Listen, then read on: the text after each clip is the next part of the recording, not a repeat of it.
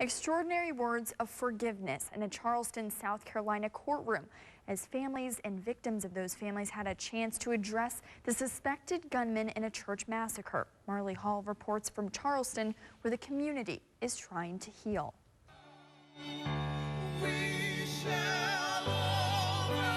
Marley Hall, CBS News, Charleston, South Carolina. Ruff's family released a statement saying they offer prayers and sympathy for the victims and express shock, grief, and disbelief as to what happened on Wednesday night. Stay with WSBT 22 and CBS News for the latest developments on this shooting. You can always find us on air and online at our website 24 hours a day. Again, WSBT.com. A woman is in jail accused of shooting her sister. Benton Harbor police responded to a call this morning on Broadway. They say 23-year-old Akua Dixon and her sister got into an argument over clothes. Police say Dixon pulled out a gun and shot her sister. She's listed in critical condition tonight. Dixon faces attempted murder charges.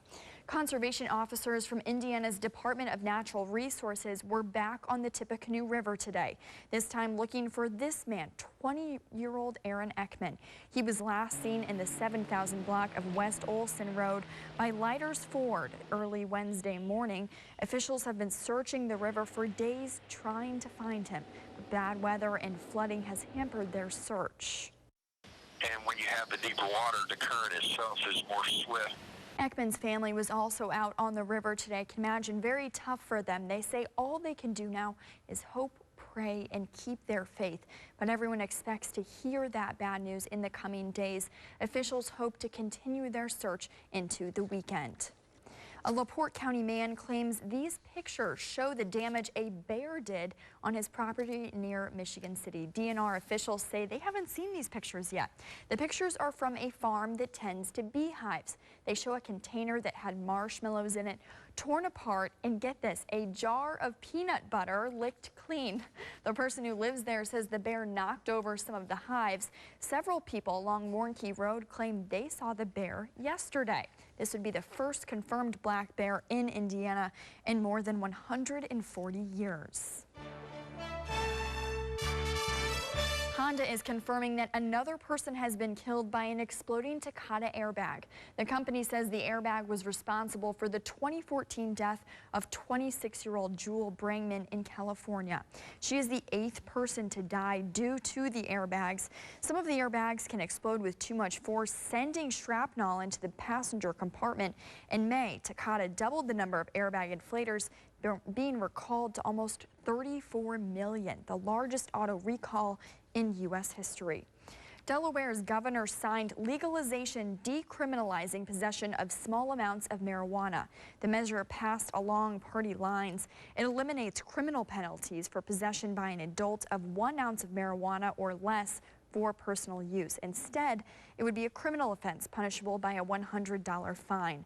Smoking in a moving vehicle in public areas or within 10 feet of a public property would be a misdemeanor. Well, get ready to see some changes along the Indiana Toll Road. The new CEO of the toll road says they will demolish the rest stops that we all know and build new ones. Ken Daly says the current ones are out of date. He expects the project to cost about $34 million. Daly says they want to get this done as quickly as possible. He says there are more plans, even more than this, $130 million in improvements over the next 5 years. Well, not a bad day for those who left their keys at home and rode their bikes to work today. Today was the last day of Michiana Bike to Work Week. Participants enjoyed a special lunch on the Gridiron downtown. This is one of several events for Michiana Bike to Work Week, which included breakfast earlier this week. Organizers say the event was such a success, even with all of the rain that we saw this week, and it should show bigger success in the future. Bike to Work Week is to get people out and exercising more. This year's Bike to Work Week had more than 50 teams sign up and more than 600 individual cyclists sign up as well. Tonight kicks off the Elkhart Jazz Fest, something we all know and love. That is coming up soon. And an in-depth look at a dark chapter in American history is now open in South Bend, where you can see never-before-seen artifacts from the life of Abraham Lincoln. Beautiful day out today. So many kids out enjoying the weather. It was so nice to have a nice unhumid day. Yeah, it was, but it really depended on where you live. Now, if you were in the southern counties, it was a little bit dreary, but if you're up north, it was nothing but sunshine. It was one of those days. It's all those of you dealing with flooding down south that we get hit up here north, because you do not need any more rain. Some areas have seen upwards of 9 inches of rain, and typically in June we see 3. Wow. So that shows you how much rain, they're triple the monthly amount in about a week. That's Sure a lot feels of rain. like it. Thanks, Matt. An exhibit examining one of the darkest times in our country is coming to our area, where you can get a better understanding of Abraham Lincoln's assassination. An in-depth look at a dark chapter in American history is now open in South Bend. Lincoln's Final Journey, A Nation Mourns, is an exhibit open today at the Studebaker National Museum. The exhibit features never-before-seen artifacts from around the country surrounding Abraham Lincoln's assassination and its aftermath. The centerpiece is the presidential carriage. So many people are surprised to. Lincoln's Final Journey, A Nation Mourns exhibit is open through October 31st. We have more information on this on our website at WSBT.com.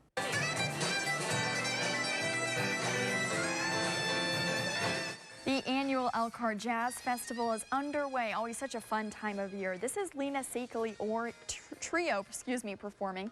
The festivities began at Wellfield Park. Vibe Nation was the jazz band that started this weekend off. They're one of 30 performing groups there this weekend. Elkhart native Jim Catalano plays the vibraphone. Kind of looks like a xylophone. Catalino has played in 21 of the past 28 years the festival has been going on, and his passion for music goes back even further. It was one of those things for me. The festival will be going on all weekend long. Catalino told us this event is a true community effort. Over 200 volunteers help put it together, and more than 15,000 people are expected to be there. And don't forget about the South Bend Cubs. They're on WSBT 22 this weekend. Tomorrow's game against West Michigan will air on SBT 2 at 7 o'clock. That's digital channel 22.2, channel 30 on Dish Network, and 16 on Comcast. And Sunday afternoon, for the first time ever, you can catch the Cubs right here on WSBT 22. Coverage starts at 2 o'clock. Sports is next. A full rundown of the first day of play at the Four Winds Invite. And some of the top prospects in the country descended on Notre Dame today and got the Irish 2 commitments from them. Details coming up. I can deal with that too. Okay, I'm glad. Anything for Carl Deffenbaugh. Let me tell you how it works He's a around little here. princess. Thanks for joining us. Kristen and Ed will be on WSBT 22 first in the morning starting at 6:30 tomorrow. Check in, of course, online at WSBT.com. Thanks for joining us.